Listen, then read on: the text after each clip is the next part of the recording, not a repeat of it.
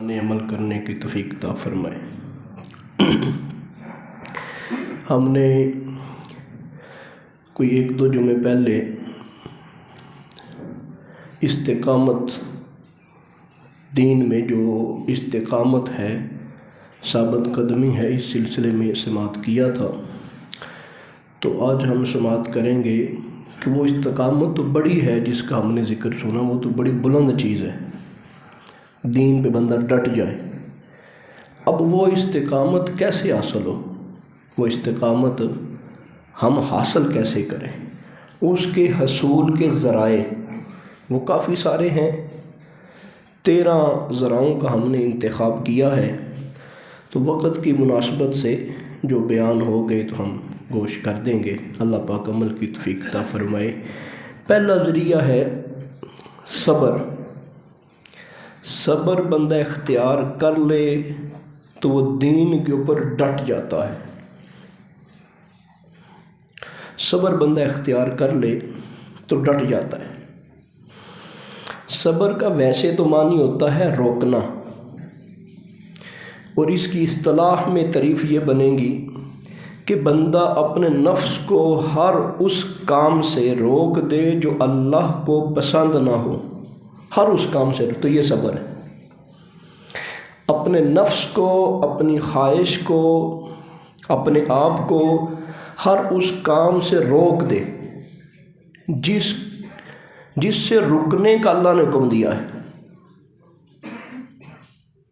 اللہ کی مرضی کے خلاف نہ کرے۔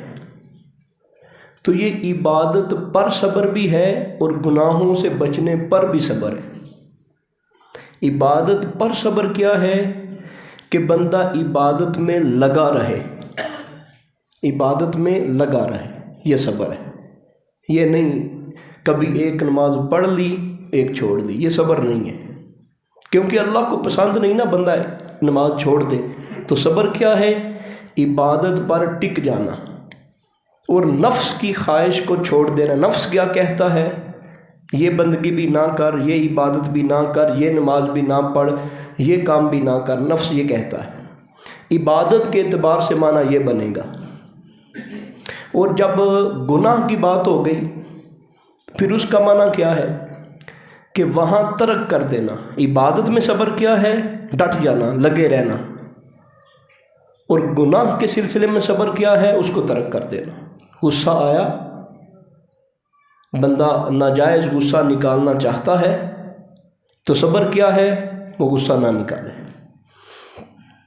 کوئی گناہ کرنے کو دل ہے، حالات سارے میسر ہیں، لیکن بندہ اس کو ترک کر دے، کیونکہ نفس کی بات نہ ماننا اور رک جانا یہ تعریف ہے اس کی، تو بندہ پھر اس گناہ سے باز رہے۔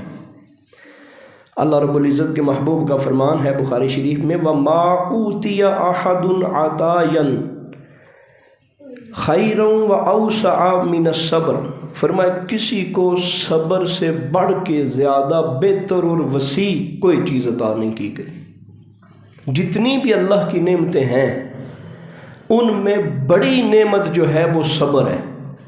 جس بندے کو صبر جیسی نعمت مل جائے وہ بڑا کامیاب ہے۔ صبر کی تعریف کیا ہے؟ گناہ ترک کر دینا، عبادت پر ڈٹ جانا۔ تو جس بندے کو صبر کی توفیق مل جائے، فرمایا کوئی ایسی اور اللہ کی نعمت نہیں ہے جو اس کے برابر ہو سکتی، بہت بڑی نعمت، بندہ صبر کر جائے۔ تو صبر کرنے والا بندہ ہار نہیں جاتا، صبر کرنے والا بندہ نیچے نہیں ہو جاتا، وہ تو اللہ کی بہت بڑی عطا ہے جس کو صبر مل جائے۔ ہمارا اور ہمارے بچوں کا یہ ذہن ہم نے خود ہی بنا دیا ہے کہ ہم سے کوئی جھگڑے تو ہم نے اس کو جواب دینا ہے، حالانکہ یہ صبر تو نہیں، صبر کرنے کا حکم ہے نا جی بار بار۔ اور مالک نے فرمایا ان اللہ مع الصابرین، اللہ صابروں کے ساتھ۔ بڑی بڑی باتیں ہیں، لیکن یہاں فرمایا اللہ صبر کرنے والوں کے ساتھ۔ صبر بڑی چیز ہے۔ اچھا، ایک تو یہ چیز اپنے اندر ہم داخل کر لیں کہ صبر بندے کو استقامت، دین پہ ٹک جانا، دین پہ ڈٹ جانا، یہ کیسے نصیب ہوگا؟ صبر کرے گا تو۔ دوسری ہے اللہ رب العزت کا ذکر کرنا اور اسی سے پناہ مانگنا۔ اللہ رب العزت کا ذکر کرنا اور اس سے پناہ مانگنا، یہ چیز اگر بندے کے عمل میں آ جائے تو بندہ دین پر ڈٹا ہی رہتا ہے۔ مشکل سے مشکل آ جائے، اوکھے سے اوکھا وقت آ جائے، بڑے سے بڑا امتحان آ جائے، بندہ یہ کام کرے، اللہ کو یاد کرے اور اللہ کی پناہ مانگے تو پھر اللہ کرم فرما دیتا ہے، بندہ دین پر ڈٹا ہی رہتا ہے، ثابت قدم ہی رہتا ہے، پاؤں اس کے ڈگمگاتے نہیں ہیں۔ ہم اس کو حضرت یوسف علیہ السلام کی ایک عظیم مثال کے ساتھ سماعت کرتے ہیں۔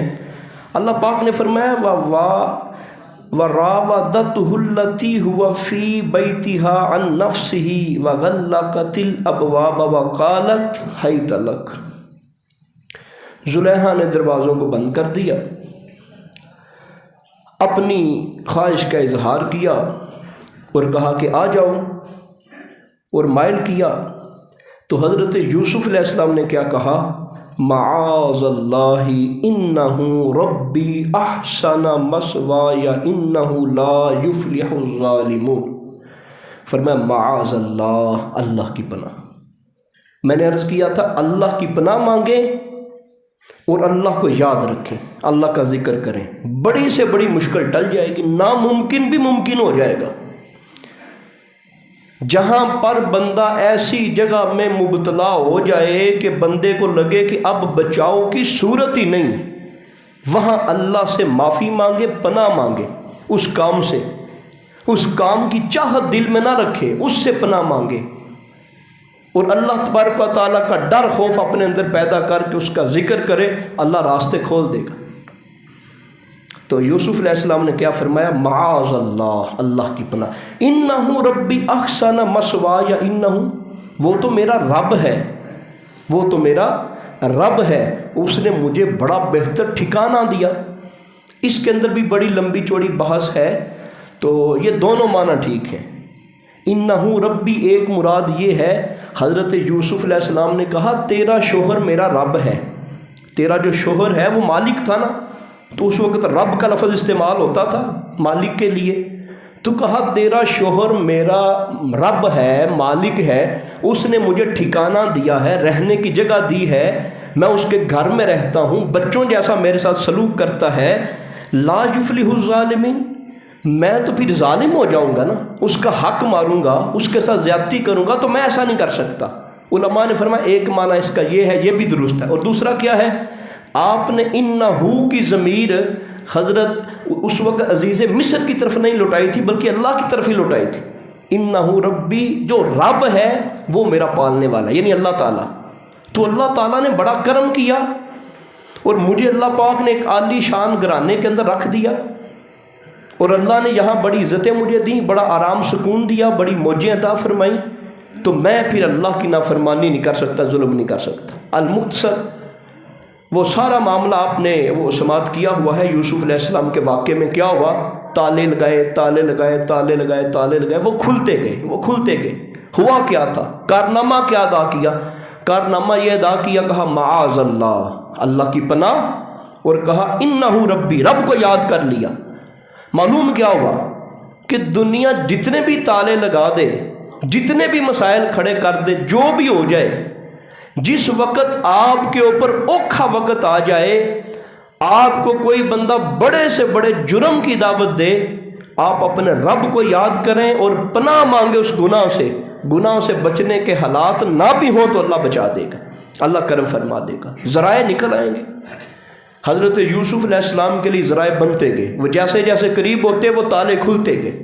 تو دوسرا پوائنٹ ہم نے دین پر استقامت حاصل کرنے کا کیا سنا کہ بندہ اپنے اندر یہ صفت پیدا کر لے، پہلی صبر، اور دوسری یہ صفت کہ بندے پر جب بھی کوئی بندہ دین سے ہٹانے کی کوشش کرے، دین سے ہٹانے کی کوشش کرے، بندہ پناہ مانگے، اللہ کا ذکر کرے۔ بندہ کہتا ہے نہیں جی یار میرا جو فلم ویکھن نوں بڑا دل کرتا ہے، اج میرا جی وہ فلاں گناہ کرن نوں بڑا دل کرتا ہے، میرا سود لین نوں بڑا دل کرتا ہے، میں رشوت لینا، میں فلاں گناہ، کوئی بھی کوئی بھی گناہ، وہ بندہ اپنے دل کو اس طرف مائل کرے کہ یہ غلط ہے، اس سے پناہ مانگے اور مالک کو بھی کہے یا اللہ مجھے بچا لے، پھر اللہ کا ذکر کرے، جس طرح یوسف علیہ السلام انہ ربی مسواس، تو پھر بندہ اللہ کو یاد کرے، اللہ کا ذکر کرے، تو پھر اللہ رب العزت اس سے بچاؤ کے ذریعے اور تدابیر پیدا فرما دے گا۔ تیسرا ذریعہ، پھر اللہ سے دعا کرے استقامت کی کہ یا اللہ مجھے ثابت قدم رکھ۔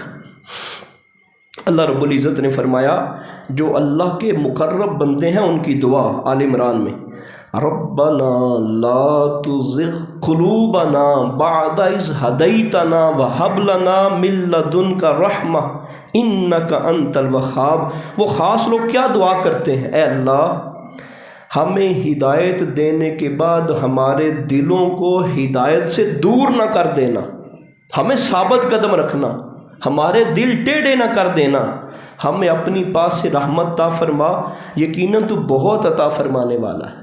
تو بندہ کیا کرے، استقامت حاصل کرنی ہے نا جی، دین کی سب سے بڑی بات استقامت ہے، وہ ہم اس کے اوپر گفتگو سن چکے ہیں کہ سب سے کامیابی استقامت ہے۔ بندہ ساری زندگی مسلمان رہا لیکن مستقیم نہ رہا، آخری وقت اسلام پہ نہ رہا، اس کی عبادت بندگی ہر چیز رائے گا ضائع۔ ایک بندہ استقامت کر گیا وہ کامیاب ہے۔ اب ہم سن رہے ہیں استقامت حاصل کیسے ہو۔ استقامت حاصل ہونے کا ایک ذریعہ یہ ہے، بندہ ہو گیا مسلمان، بندہ ہو گیا نمازی، بندے نے سود چھوڑ دیا، گناہ چھوڑ دیے، ہر گناہ چھوڑ دی۔ اب وہ یہ نہ سمجھے کہ بس نہ وہ دعا کرتا رہے، یا اللہ چھڑوائے نہیں تو ان چھڑوائی رکھی، یا اللہ عبادت تے قائم رکھے ہے تو ان میں یہ اتنے قائم رواں۔ تسی دیکھتے نہیں اسی نماز دعا کرنے اہدنا الصراط المستقیم، وہ تو پہلے ہی صراط مستقیم تے وے، وہ بندہ تو پہلے ہی راہ حق پہ ہے، جو مسجد میں آ گیا وضو کر لیا اللہ کے گھر میں ہے، وہ پہلے ہی حق پہ ہے، پہلے سیدھے راستے پہ، وہ کہہ رہا ہے اہدنا الصراط المستقیم، یا اللہ مجھے سیدھا راستہ عطا فرما۔ تو اب اس کا کیا مطلب ہے، وہ بندے تو پہلے سیدھے راستے پہ۔ علماء نے فرمایا اس کا مطلب یہ ہے کہ یا اللہ آئندہ بھی مجھے سیدھے راستے پہ رکھنا، پہلے اب تو مجھے لے آیا ہے، آئندہ بھی مجھے سیدھے راستے پہ رکھنا۔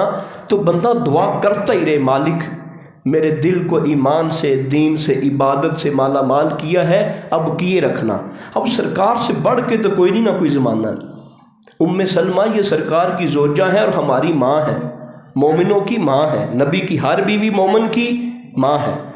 تو ان سے پوچھا گیا سرکار سب سے دعا زیادہ کون سی کیا کرتے تھے؟ وہ کہتے تھے جب سرکار آتے تھے نا میرے پاس تو میں سرکار کو سب سے زیادہ یہ دعا کرتی ہوئی سنتی تھی، یا مقلب القلوب ثبت قلبی علی دینک، اے دلوں کو پھیرنے والے میرے دل کو دین پر ثابت قدم رکھنا۔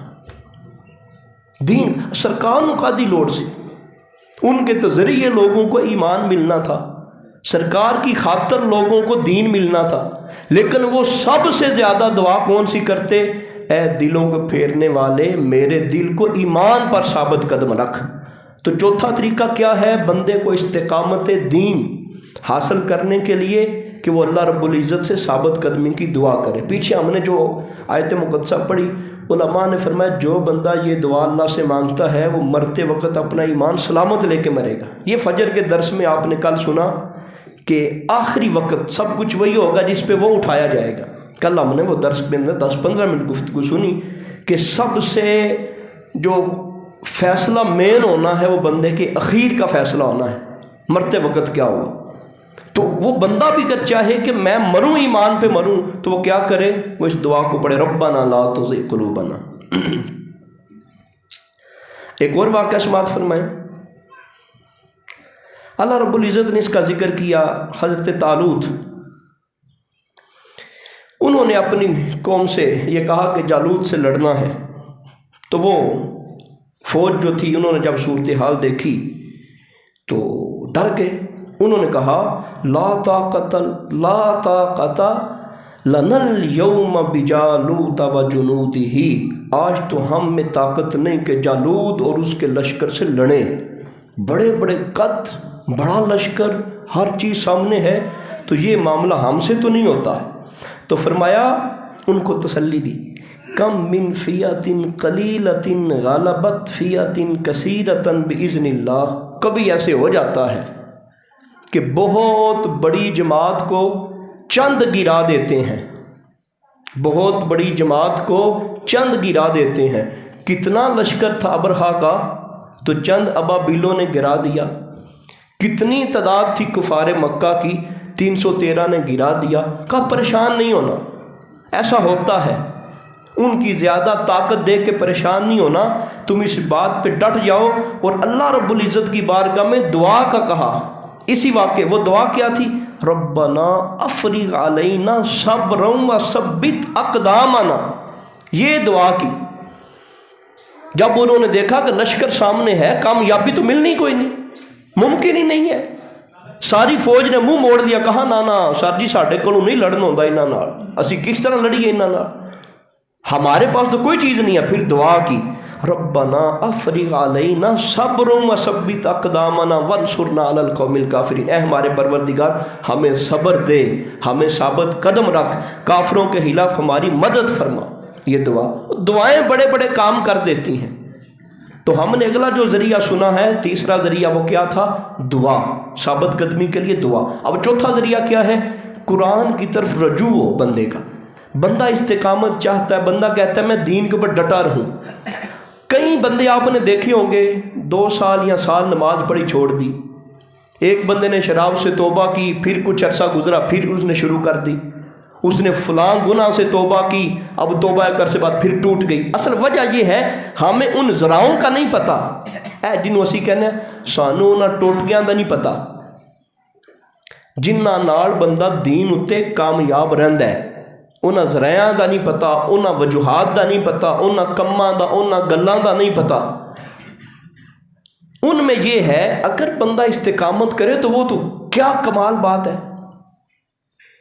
اس استقامت میں ایک ذریعہ یہ ہے کہ بندہ قرآن کی طرف رجوع رکھے۔ اللہ پاک کا فرمان سورہ فرقان، وقال الذین کفروا لولا نزل علیہ القرآن جملۃ واحدۃ کذالک لنثبت بہ فؤادک۔ کافروں نے یہ کہا یہ قرآن یکدم کیوں نہیں نازل ہوا؟ جب کسی چیز کو قبول نہ کرنا ہو تو پھر بندہ مختلف قسم کی دلیلیں مانگتا ہے، تو وہ کافر کہتے تھے یہ قرآن ایک دم کیوں نہیں نازل ہوا؟ تورات، زبور، انجیل یہ تو ایک دم نازل ہو گئی، قرآن کیوں نہیں نازل ہوا؟ تو قرآن یکدم نازل ہونا چاہیے تھا۔ اللہ رب العزت نے اس کا جواب دیا، فرمایا محبوب ہم نے تھوڑا تھوڑا کر کے نا جی آپ کے اوپر نازل کیا ہے تاکہ آپ کے جو سینہ اقدس ہے اس کو تقویت ملے، ثابت قدمی ملے۔ تو یہ قرآن کے نزول کی وجہ سے، قرآن کے آنے کی وجہ سے اگر سرکار کے سینہ اقدس کو استقامت مزید مل سکتی ہے، مزید قوت مل سکتی ہے، ہمارے ایمان کو بھی مزید قوت مل سکتی ہے اگر قرآن سے رجوع رکھیں، قرآن کو ہم پڑھتے رہیں۔ تو فرمایا محبوب ہم چاہتے تو ہم پورے کا پورا قرآن ہی نازل کر دیتے، لیکن تھوڑا تھوڑا کر کے اس لیے نازل کرتے ہیں کہ آپ کے قلب اطہر کو قوت ملے، استقامت ملے۔ تو ہم بھی اگر تھوڑا تھوڑا کر کے قرآن پڑھتے رہیں، سمجھتے رہیں، تو ہم اس نیکی کے اوپر قائم رہیں گے۔ پھر سانوں یہ تکلیف نہیں ہوئے گی یار پتہ نہیں میں توبہ کرنا پھر بھج جاندی ہے، توبہ کرنا پھر ٹوٹ جاندی ہے، توبہ کرنا پھر میں گناہ وچ مبتلا ہو جانا۔ ایک اور مقام پہ اللہ رب العزت کا فرمان ہے، سورہ نحل ہے، قُلْ نَزَّلَهُ رُوحُ الْقُدُسِ مِنْ رَبِّكَ بِالْحَقِّ لِيُثَبِّتَ الَّذِينَ آمَنُوا وَهُدًى وَبُشْرَى لِلْمُسْلِمِينَ۔ کہہ دیجئے اسے آپ کے رب کی طرف سے جبریل حق کے ساتھ لے کے آئے، کس کو؟ قرآن کو۔ کیوں؟ تاکہ ایمان والوں کو اللہ تعالیٰ استقامت عطا فرمائے۔ قرآن کے آنے کا ایک مقصد کیا ہے؟ ان کو استقامت مل جائے، ایمان والوں کو ثابت قدمی مل جائے۔ تو فرمایا ایک مقصد قرآن کے نازل ہونے کا یہ ہے، معلوم ہوا قرآن کے ساتھ ناطہ جڑ جائے، قرآن کی تعلیمات بندہ لیتا رہے تو بندہ پھر مستقیم رہتا ہے، استقامت اس کی غالب رہتی ہے، ٹکا رہتا ہے۔ 5واں ذریعہ استقامت کا، موت کو یاد کرنا۔ یہ موت کو بندہ یاد کرتا رہے تو تب بھی بندہ ٹک جاتا ہے، نہیں دل کرتا پھر گناہ کی طرف جان۔ جب بندے کو یہ ہونا کہ یار قبر میں جاؤں گا تو کیا ہوگا، اب یہاں چند منٹوں کی لذت کی خاطر میں گناہ کر لوں، لیکن اس گناہ کا حساب مجھے قبر میں جا کے دینا ہوگا، مرتے وقت مجھے حساب دینا ہوگا، موت اوکھی آئے گی۔ یہ چیزیں جب ذہن میں ہوں گی تو تب بھی بندہ گناہ سے بچے گا اور دین پر ڈٹ جائے گا۔ اللہ پاک کا فرمان ہے سورہ عنکبوت، وَمَا هَٰذِهِ الْحَيَاةُ الدُّنْيَا إِلَّا لَهْوٌ وَلَعِبٌ وَإِنَّ الدَّارَ الْآخِرَةَ لَهِيَ الْحَيَوَانُ لَوْ كَانُوا يَعْلَمُونَ، اور یہ دنیا کی زندگی تو صرف کھیل تماشا ہے، اور ہمیشہ کی زندگی کا مقام تو آخرت کا گھر ہے، کاش یہ لوگ سمجھتے۔ اس آیت میں اللہ نے کیا فرمایا؟ اصل تیرا ٹھکانہ کیا ہے؟ آخرت۔ تو ہم اس سے کیسے سمجھیں گے؟ جب بندہ گناہ کرنے لگے، جب بندہ اللہ رب العزت کی جو ہے نافرمانی کرنے لگے، تو اس کے ذہن میں آ جائے نہیں یار اصل ٹھکانہ آخرت ہے، یہاں میں غلطی کر کے آخرت خراب کر لوں گا، آخرت خراب کر لوں گا۔ اے ساڈے نوجوان جڑے باہر جاندے نے نا جی، وہ کہندے نے کوئی نہیں یار اتھے باہر اسی ماڑے کپڑے پا لے بھی تے خیر ہے، اصل ٹھکانہ ساڈا پاکستان ہے، اصل گھر ساڈا 44 ہے، ایتھے اسی کوٹھی وچ بھی رہ لیا تے خیر ہے، 44 جا کے اسی کوٹھی پاواں گے، وہ ایتھے اسی سکی روٹی بھی کھا لی 10 منڈیاں نال رل کے، اسی کوئی ہانڈی شانڈی بنا لی، آپ بھانڈے دھو لے تے گزارا ہو جانا ہے، پر 44 جا کے دساں میں چودھری ہاں، کیوں؟ اصل میرا ٹھکانہ 44 ہے۔ تو فرمایا مالک نے اصل ٹھکانہ جو ہے وہ آخرت ہے تیرا۔ تو انسان غور کر، یہ چند لمحوں اور چند دنوں کی خواہش نفس کو پورا کرنے کے لیے اپنی آخرت کو خراب نہ کر۔